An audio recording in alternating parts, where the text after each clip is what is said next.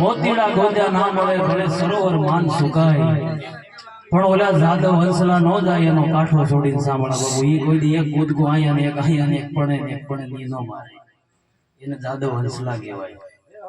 બીજી મને ભજનમાં કઈ ખબર નથી પડતી.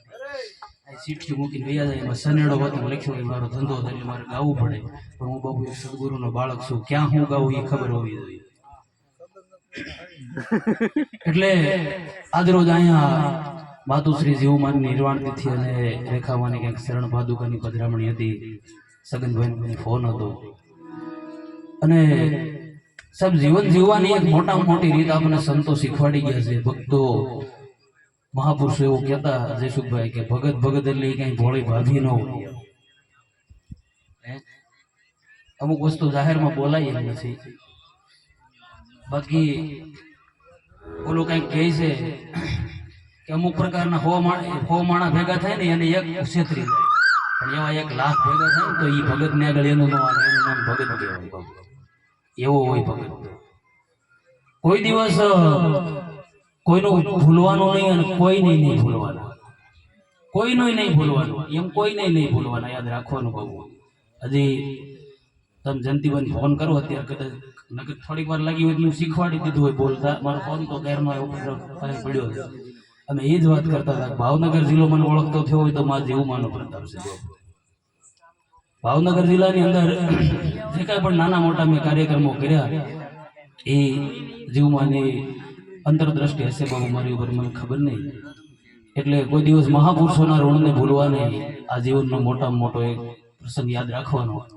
માતુશ્રી સ્વર્ગરાજ થયા પછી 5 વર્ષ પછી હું આવ્યો છું. આજે 5મી નિર્વાણ તિથિ મેં એક જ પ્રોગ્રામ કર્યો હતો ભંડારાનો, પણ મેં સગનભાઈ એવું નથી કીધું 4 વર્ષ મને હું કામ ન પૂછ્યું. એ વસ્તુ નથી આવતી. આપણે મહાપુરુષોના દ્વાર ઉપર ગયા અને ખબર નહીં જયસુખભાઈ કદાચ કોના ભાગનું ખાતા હોય એ ખબર નથી મારવાના આપણને. જાનકીનો નાથ પણ જાણી શક્યો નથી કાલ હવાર હું થવાનું. આપણે કાલ હવાર ને કાગોલિયા કાલના પ્લાન કરવામાં નવરા નથી થતા. અમારે કાલે ઓલી બાજુને વાડ કરવાની, પણ વાડ ઉગી જાય ને તું પડી જાય, વાડ તો ઉગી જ જાય. એટલે કોઈ એવું જરૂરી નથી. આજે માડીનો નિર્વાણ દિવસ છે બાબુ. આપણે માણસો ઘણા પૃથ્વી ઉપર વયા ગયા ને હજી વયા જાય. દાસ ધીરાઈ ગાયું એમ કે દાસ ધીરો રમે રંગ મેલમાં રમે દિવસ ને રાત, હું ને મારું મિથ્યા કરો રોનારાય નથી લેનાર. પણ યાદી બોલી રહી બાપુ કે જે પરમાર્થ અર્થે જીવન જીવે છે ને, હું કાયમ મારા પ્રોગ્રામમાં બોલું છું કે સ્વાર્થી જીવડાન મારા વાલા એવા ધાનના ધનેરવા કેટલાય હકેલા ગયા, કેટલાય. કોઈ એને પૂછતું નથી કઈ બાજુ મર્યો ને ક્યાં દાટ્યો. પણ મહાપુરુષોના જીવન એવા સોના જેવા હતા બાપુ. અને એને અહીંથી વિદાય લીધી ને તો એ સોના જેવી જતી. અત્યારે કદાચ આપણે 5 જેવો એની પાસે અહીં બેઠા હોય બાપુ તો એના ભજનનો પ્રતાપ છે. આપણો વળ એમાં ન ચાલે મારવાલા, આપણો વળ એની અંદર ન હાલે. કદાચ ને ઓળખાણું કરવા માટે ગમે એવડા માણસ ટેચ્યુ બનાવ રોડમાં, કોક આમ સાઈડમાં ગાડી કરીને ગયો ટાઈમ નથી કોઈ જોવાનું.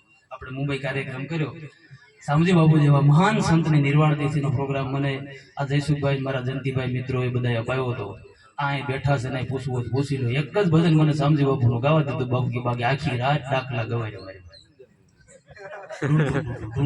બીજી વાત કઈ બાજુથી સંતોના શેડા ધંધો છે એટલે મારે વાલા ગાવું પડે. અને હું કાયમ બોલ્યો છું સાહેબ, મને એવી કોઈ બીક નથી. યુટ્યુબ લાઈવ હોય ને 1000 ચેનલો લાઈવ હોય તો હું બોલી ગયો છું કે આપણે કદાચ ને કબીર સાહેબ એવું ગાયું, એક ભૂવો બીજો ભૂવો ને ભૂવાય 18 લાખ ભૂવા, હાસી માતાની બાળકો કાઢીની ધૂણી ધૂણીને કે મુવા કબીર કે ઈ માર્ગ નથી જોવા. અને જો આપણે જોવા હોય તો આપણી કઈ ભૂલ જતી હોય. કબીર સાહેબ ને ઈ માર્ગ ન જોવો હોય અને આપણે કબીર સાહેબ કરતા આપણી જાતને મોટી માનતા હોય ને આપણે ઈ માર્ગ જોવા નીકળ્યા હોય બાબા, મુબારક મારા વાલા. હવની ભક્તિ હવની મને કોઈ શોખ નથી. કેટલું કહેવાનું એની કઈક લિમિટ હોય ને. દરરોજ આપણે ભજનની અંદર બેહીને વાતો કરીએ. હું 25 વર્ષથી ભજનમાં બેહું, હું 50 વર્ષથી બેહું, કોઈ કે હું 100 વર્ષથી બેહું. તારી વાતનું કાંઈ ન હોય, પણ તારામાં એકેય બેઠું ભજન આપણે ભજનમાં બેહી છીએ. ભજન આપણામાં બેઠું બાપુ. સંસારિક વ્યવહારિકના જે કામ આપણે કામ પાર પાડવાના આવતા હશે એ તમારે મારે હવનું પાર પાડવાના છે. હું એવું નથી કહેતો હું સ્ટેજ ઉપરથી મોટી મોટી વાતો કરીને હું મહાન થઈ ગયો, તમને નીચે બેઠા છો તમને સમજણ નથી અને મને સમજણ આવી ગઈ છે એમ નહીં બાપુ. દરરોજ બોલ્યો છું કે કેસેટ ચડી ગઈ છે કે હું ગુરુ થાવ તો મારી ભક્તિ, હું ગુરુ સાચી, હું ગુરુ થાવ તો મારી ભક્તિ સાચી. એમ નહીં, આપણે બધાય ગુરુના થઈને તેથી આપણી ભક્તિ સાચી. અને ઈ હાલ્યું ગાણું. મને તો ઈ નવીન લાગે. જ્યાં જોઈને મને બોલો કે મને સાદર કેમ ન આપી, મને પછેડી કેમ ઓઢાડી દો ભાઈ, નવરો થઈ જાય. મહાપુરુષોએ આ કરવાનું થોડું આપણને કીધું બહુ. જ્યાં જોઈને તમે એક ઠેકાણ પ્રસંગ હતો, મારે ગામનું નામ નથી દેવું, અને ટ્રેક્ટરમાં બેહાડીને કે ખામૈયા કરે, એમાં નો બેહાડ્યો રીહાણો. ક્યાં ગુરુ એને સાદર આપી? માન મેલીને પાનભાઈ આવો મેદાનમાં તો તમને આ વાત સમજાય એમ છે. માન તો આપણે મેલવું નથી, એ કઈડમાં ભેગી પોચ લઈ જાય. પછી આપણે સત્સંગની પૂછડીયું થવા નીકળે હોય.